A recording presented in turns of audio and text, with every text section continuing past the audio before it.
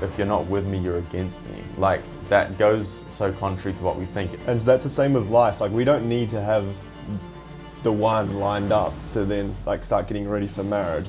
I haven't paid enough attention to the present day. Like, who do I need to be? What man do I need to become? And what do I need to do right now?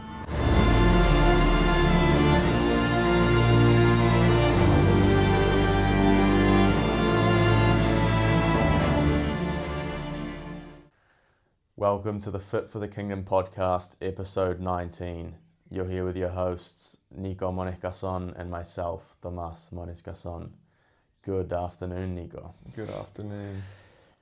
Just got a quick one here for you guys today. Nico is actually about to fly out to Sydney this afternoon, but we wanted to address, I guess it's a pretty big topic in some ways, or really it's got various facets of it, and it's the idea of direction, of goals, of purpose. And I guess there's various different levels in which we can address this. One of the readings we wanted to read today is Aquinas' De Regno, or on kingship, what is meant by the word king. And then the parable of the talents as well, because of course you can have direction on your individual personal level. You have direction at the level of the domestic church, your family, your parish, and then obviously there's societal direction. Well, there's not a lot of that at the moment, but theoretically, under a king like St. Louis IX, society would be ordered towards the salvation of all men and the flourishing of all men. So I think today what we want to try address is more of that individual, personal level of purpose. And I think naturally, as we go, we'll probably talk about the other stuff, but they're two humongous topics, like purpose in terms of family, leadership of the father, and then, of course, I guess political leadership or kingship in the way Aquinas discussed it as well. Yeah. I think what's important, like, well, obviously we'll find out soon once we read it, but like the way Aquinas talks about this first principle of like having a direction is like applicable to all, as you say, all facets of life. Like, it's not just something specifically regarding kingship, though it does regard kingship. Like, it can be something of the spiritual life, of your physical life, like your physical duties, your work, all that. And so that's what we really will try and delve into, and then link it up with the parable of the talents and sort of like our exhortation to actually do good with what we have been given. Yeah, absolutely. And I think it was Aristotle, but it talks about like teleology, how everything that exists has an end. Like, there's nothing that just exists for no reason, or there's no act. Aristotle would have said, well, you do everything in order to be happy or to attain some kind of happiness or fulfillment. Like, there's nothing morally neutral. There's nothing that you just, okay, well, the next 2 hours doesn't matter what I do. Like, and you can apply it to nature as well. Like, animals and plants, they all have their natural ends. They tend towards the good, which is like the procreation of their species, or, the bloody pollination of the plants and stuff. Like, there's actual goals and directives that exist everywhere. And I guess it's important to figure out what ours are, because, sometimes that's not very clear. Yeah. And it's like, I don't know, for us, we obviously have the ability to go contrary to our nature. That's right. Through our rationality. So it's either, I don't know, it's a good point. Like, you're either going towards or away, you can't, I don't know. Is there even such a thing of just like staying in the same spot? No. Well, it's kind of weird, because like you think of that line that Jesus, if you're not with me, you're against me. Like, that goes so contrary to what we think. You'd think, well, I might not be Catholic or I might not be Christian, but I think Jesus was a good moral teacher. But then he says, if you're not with me, you're against me. Like, what the heck's that meant to mean? Yeah. But I think that's sort of what it means, that it's like, if you're not actually making a serious effort to follow your conscience and follow the truth to like the actual conclusion, then what are you worshipping? What's your idol? Because it's obviously not truth if you're not actually willing to commit to the final degree. Yeah. For sure. Right, should we get into the reading? Yeah, okay. Well, this is Aquinas, and he's talking about, I guess, some of what we just spoke. In all things which are ordered towards an end, wherein this or that course may be adopted, so I guess where you have choice or options, some directive principle is needed through which the due end may be reached by the most direct route. A ship, for example, which moves in different directions according to the impulse of the changing winds, would never reach its destination were it not brought to port by the skill of the pilot. Now man has an end to his whole life, and all his actions are ordered, for man is an intelligent agent, and it is clearly the part of an intelligent agent to act in view of an end. Men also adopt different methods in proceeding towards their proposed end, as the diversity of men's pursuits and actions clearly indicates. Consequently, man needs some directive principle to guide him towards his end. Yeah. Man, I just find like Aquinas just speaks so clearly. But I think like a point that just stands out to me straight away is like, well, one, there are multiple ways of getting there, but two, it's like he says like the most direct route. And if you think about it, like no one, if you zoom out this far, would be like, oh, you know, like I'm willing to take like a longer route to get to the place where I'm going. Like everyone would be like, okay, objectively, yeah, if we've got our destination, then let's go, like straight. Yeah. Let's get straight there. Yeah. But like, how many times in life do we just like do things, like even our own sin, that's like either taking the opposite route or taking the long route, you know? Like, Yeah, for sure. To get to where we're going, but yeah, I think the fact that like, I guess, yeah, I do speak of it often, like especially with my mates, like know what you're doing, know what you want to do, where you're going, like find that thing and then attack it, like don't wait around, you know, like once you know where you're going, you just need to know the way to get there. Yeah. And that's just all like little things, but like it's clear. Yeah, absolutely. And I guess those are like kind of the two biggest questions, like where am I going and how do I get there? And I think people can get so bloody confused, or they just blow it so out of proportion, like where am I going? I need my life plan, I need a strategic plan, or even discerning your vocation, which is obviously a positive thing. But I think like if we really break it down, there's this beautiful reflection in Divine Intimacy, and it said everyone's vocation is to grow in virtue. So like there's a huge sense to which it actually doesn't matter what your vocation is. It doesn't matter if you want to become a priest or religious or get married, or it doesn't matter if you're studying, it doesn't matter if you're working full time. All of those people need to grow in virtue.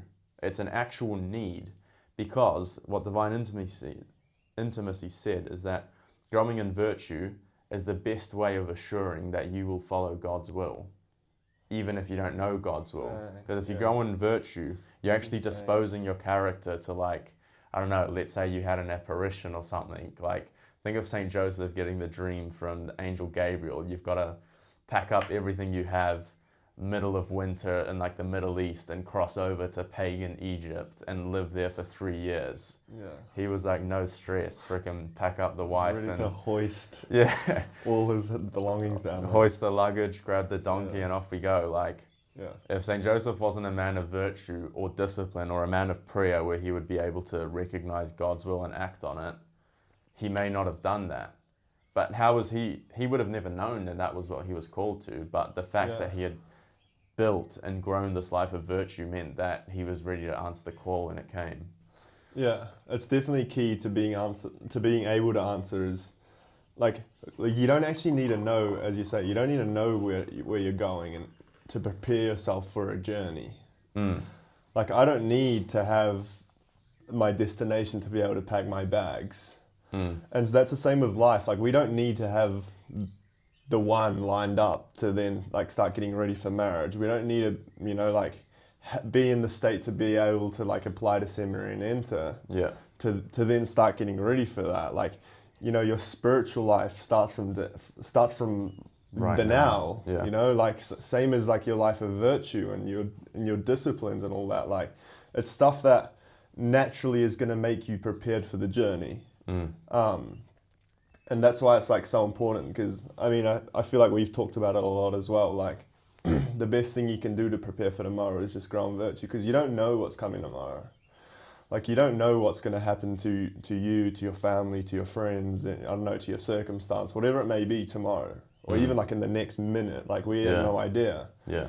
Like we haven't had some vision or whatever. Like we're literally living in like in faith of things are going to turn out naturally. And what if they don't? Like how can Yeah. you prepare for that? Well, naturally it seems that the only way to prepare for that is being the best person you can possibly be right now. Yeah. And preparing yourself to be that best person in the future as well. And that's through virtue.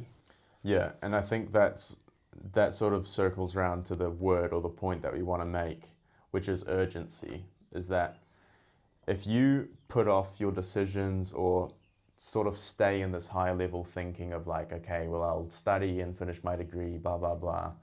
If you never actually sort of, sure, that's stuff you should think about. Like, we're not saying to ignore that. But if you never actually lock in on the present day and say, well, as much as that's important, it's absolutely crucial to become a man of virtue. I need to nail the next 24 hours. Like that stuff doesn't matter yet. So I think when you understand this general calling of virtue, when you understand the parable of the talents, which we're going to talk about now, the key concept is urgency. And I mean, in some ways, that's sort of the main problem that we sort of have in so many different areas, is that people have such a lack of urgency that it's like, okay, you've turned 40 years old and you've never taken the time to like understand or grow in silent prayer. You're 40 years old, and because you've never bothered sort of working outside your 9 to 5, you've now been stuck for 20 years in a job that you hate, and you've got like $400 in your savings account, like, And no opportunity in front of you to do different. exactly. And that's just because of that lack of urgency. It's like, well, I haven't paid enough attention to the present day. Like, who do I need to be? What man do I need to become? And what do I need to do right now to take a step towards that? Yeah. It's simple, but in a way, it's like what I need to be doing right now is actually so much more than what I think I should be doing. Because it's not just like preparing yourself for the next day, but it's just like I'm also kind of preparing myself for 20 years in the future. Like, I don't know, for the family that I may have, or, you know, the vocation I may be leading into. So it's not just like, oh, yeah, you know, like I've got class tomorrow, or, Yeah. you know, I've got work 9 to 5. It's like, no, dude, like you need to be like pushing so much more outside of your boundaries. And that's that sense of urgency that we're talking about. Like, it's not so much just do what you need to do and live Right. out your day and Right. like kind of don't do anything wrong. It's Yeah, more like yeah. you've got to be seriously proactive. Not and, just playing it safe. yeah. Well, I think that's where that bigger picture, I guess paradoxically, if you understand the bigger picture, it helps you focus on the present day, because it's like, I don't know, when I was younger, it was like, okay, I want to get married, but, you know, I haven't met any girls or anything. And it's like, well, what do I need to do today to be a man, you know, worthy of the woman that I want to marry? Or what do I need to do today to be a good father to my children in 15 years? And it's like the answer for me would have been, well, you need to wake up early, you need to pray, you need to go to the gym, you need to develop intellectually, you need to work on your career, XYZ. If back then when I was 19, I was thinking, well, what are my plans to fricking get into town on the weekend? Well, I'm making myself weaker in the future. So I guess like that's where you have to sort of look at your whole situation. And yeah, maybe you don't have that clear of a picture on the future, but it's like, generally speaking, if I want to be a virtuous man, that requires me to be focused and intentional about what I'm doing in the present moment. Yeah. And that's like, as you said, like that's going to affect the way I'm going to act. If I'm just living for next week, well, it doesn't matter so much, you know, how hard I push now. But if I'm living for the next 10 or 20 years and I've got a potential of 5 kids who are there waiting for me to put food on the table, well, I'm going to be freaking pushing my ass into gear. And I think like part of making like this urgency, it's not like, oh, I need to just get as much as I can done like right now. It's more like, well, if I wait around for the situation to come to me, like if I wait around for that day where I finally meet this girl that I do want to date and then I can marry, you keep waiting around. By the time you get to that point, like as we said before, like you haven't really started the process of like, you know, this work that you could have been putting in for preparing yourself for that moment. And then like if you're starting it there, that's where your lack of urgency has just like effectively screwed you over, if that makes sense. Like, Yeah, because then you're not even ready to date or marry. yeah, it's not like, oh, you need to be doing lots of stuff in the now. It's just like, well, like the more you do now, the less you have to do later, or the more options you will have in that moment, in the future. Yeah, That makes yeah. sense. Well, it's like that's the thing. Like I hear Jocko always talk about. He's like, sure, training jujitsu is fun. For example, it's like you don't sort of train jujitsu thinking, well, I hope I'm going to get into a fight and have to bloody choke out a guy. You're like, well, hopefully you never have to use it. But if you happen to go into that moment where someone's life depends on you having the skills to defend or subdue this guy, well, you'd be bloody well thankful that you took the time to learn it, and now you've just saved someone's life or saved the situation. And it's like, it's the same. Okay, well, maybe you have a beautiful, stable job and career and your business makes heaps of money, and maybe those savings that you saved when you were 19, they don't really matter, but at least you've got them there. Because like, as you said, if things go downhill, well, Yeah. what are you going to do? Are you going to be prepared when the master comes knocking, or are you going to say, Yeah. well, sorry, I've spent the last 3 years, just sort of doing whatever and following my desires, Yeah. and oh, now the Muslims are invading and taking over. Oh, sorry, well, I didn't prepare. You guys will have to sort of fight for yourself. Like, Yeah, to take an extreme example. I think that links in perfectly though with the parable of the talents. Like, we will be judged for how we live our lives, like right now, and like how we use these great gifts that God has bestowed on each of us individually. Like, you have many strengths that I don't have, in which that God is expecting you to use to the best of your ability and for His greatest glory and for the good of those around you, Yeah. like for your neighbor. Same as me, same as every single person on this earth. And so I think we may as well just read it out. And yeah. Although there's just one more point building off that. I don't know Sure. where it is in the New Testament, but I think maybe one of the apostles says that, like, you are not judged for your sins because Jesus has accounted for all of them, but you shall be taken account. I don't know, it kind of poses a question or something, but he's like, well, if you're not judged for your sins, or like we believe that we are, but obviously Christ has like atoned for them, well, then what are you judged for? Well, you're also judged for your good acts. And as you said, how well have you used your talents, or how well have you responded to the grace that I've given you? And like, I just think I was reading, it was Divine Intimacy again, and the priest was saying, like, how happy would I be if I get to heaven and I've managed to save one soul who will now glorify you for eternity. And it's like, this guy was That's so so stoked. There's just one guy who, however he did it, by the fruit of his action or for his prayer, there's one extra guy up there, or there's one guy who's now eternally praising God. Yeah. Like, before I get into it, just like to build on that point, I was listening to this talk by Jason Everett, and he talked about, like, this nun was telling him the story. She's like, imagine like you get to the afterlife, and it's like, all right, past the resurrection, and there's like a great chasm, or chasm, Yeah. whatever that's called, and there's the saved and the damned on each side, and you're part of the saved, and then you see like some of your friends like walking on the other side, and they recognize you. And they're like, why didn't you say anything to me? Dang. Like, you knew. It was like that feeling, like you knew, but you didn't say anything to me. Like, that's kind of like how fire out duty, like obviously this applies specifically to evangelization, and that's a whole nother topic Yeah. to discuss. But I think it's the same thing. Like, we especially Catholics, have been graced with so much. Like, how are we using that grace? Like, how are we giving that to others? So yeah, anyway. Right, this is Matthew 25, verse 14.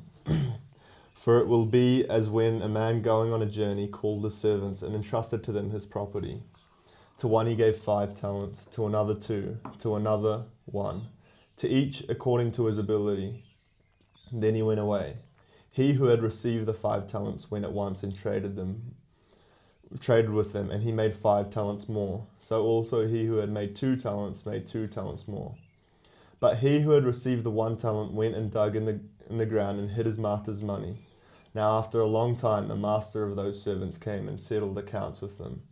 And he who had received the 5 talents came forward, bringing 5 talents more, saying, Master, you have delivered to me 5 talents. Here I have made 5 talents more. His master said to him, Well done, good and faithful servant. You have been faithful over a little. I will set you over much. Enter into the joy of your master. And he also, who had the 2 talents, came forward, saying, Master, you delivered me 2 talents. Here I have made 2 talents more. His master said to him, Well done, good and faithful servant. You have been faithful over a little. I will set you over much. Enter into the joy of your master. He also, who had received the 1 talent, came forward, saying, Master, I knew you to be a hard man, reaping where you did not sow, and gathering where you did not winnow. So I was afraid, and I went and hid your talent in the ground. Here you have that which is yours. But his master answered him, You wicked and slothful servant. You knew that I reap where I have not sowed, and gather where I have not winnowed. Then you ought to have invested my money with the bankers, and at my coming I should have received what was my own with interest. So take the talent from him, and give it to him who has the 10 talents. For to everyone who has will more be given, and he will have abundance. But from him who has not, even what he has will be taken away. And cast the worthless servant into the outer darkness, where there will be weeping and gnashing of teeth. Dang, that's insane. Looks like, I don't think if you covet what you have and you keep it for yourself or you don't use it, well, as Jesus said, it will be taken from you because like you've not used it for even what it was intended. Yeah, man, it's always like a super eye-opening read. Yeah. I guess it's the beauty of scripture, of the gospels especially. Mm. Yeah, I don't know. I think that is like the gospel that just portrays urgency in what it is. Like, it's not a matter of doing lots more than your neighbor or doing. It's just doing what you ought with the gifts that you've been given by God, and that comes with urgency. And I think especially in our society, like people lack that urgency. Like you look at the modern secular man, and it's just like, well, the classic life is that. Just work, go Watch some home, Netflix. watch Netflix, scroll on my phone, have some takeaway because I haven't had time to cook or whatever. Yeah. And, bed and repeat the next day, rinse and repeat. And look, he's been given many gifts, but he may just have like planted in the ground and not done anything with them. Like even if you don't waste them, like the fact that you're not doing anything with them, we're going to be judged and cast into the outer darkness. Like, yeah, that urgency is real and we have to do something. Yeah, well, I think it's a good tie-in with our other pod that it's like, okay, well, let's say you've gotten to this point in the podcast and you're like, all right, well, I want to bloody chuck my belt on and get to work, I want to get urgent. And it's like, well, what exactly do I need to do? And I guess if you listen to our other pod, which is silence, solitude, and discipline, those 3 pillars and the interior life, it really sets you up to have awareness and clarity on the urgency. Because it's like, if you've fallen short at that silence and discipline, well, not only can you not hear the voice of God, think of St. Joseph, well, let's say he ignored that dream or thought, well, it must have just been a dream. God can't actually expect me to uproot my life and leave. Not only are you deaf to the word of God, but if you don't have that discipline and virtue, you don't have the ability to execute. So silence, grow in silent prayer, grow in the interior life, figure out what you're called to. At the same time, or even before you've figured out that call, live virtuously, be disciplined, grow in virtue, shore up those weak areas that you might have, whether it be lust or gluttony or pride. Those are things that can be fixed and dealt with to a good degree. Learn the opposite virtue. That's the urgency. Those are the talents that we need to work on. He even said that in that reading, those who will be faithful with little, I will entrust to a lot. Be faithful with what little you have. Be faithful with the grace. Yeah. Be faithful with the interior inspirations. Okay, I've got this little problem in my life. It might not be super big, but I know it's my current weakness. I'm going to deal with it. Be faithful in the little and I'll grant you more. The little is actually a huge thing because, I've been reading the story of a soul by Saint Therese and, that's her whole, life of sanctity is the little way.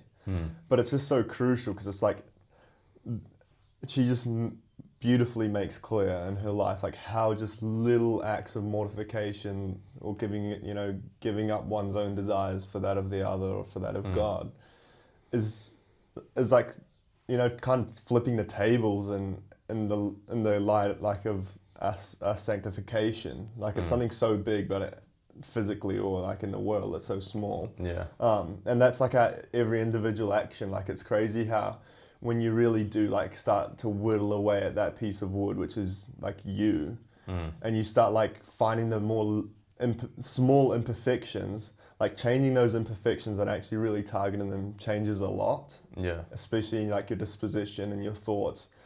And to me, like I feel like when I do, and like from when I have started like trying to fix the littler things, or like, you know, I don't know, instead of watching that YouTube video, like reading my book, like it's something small and silly like that.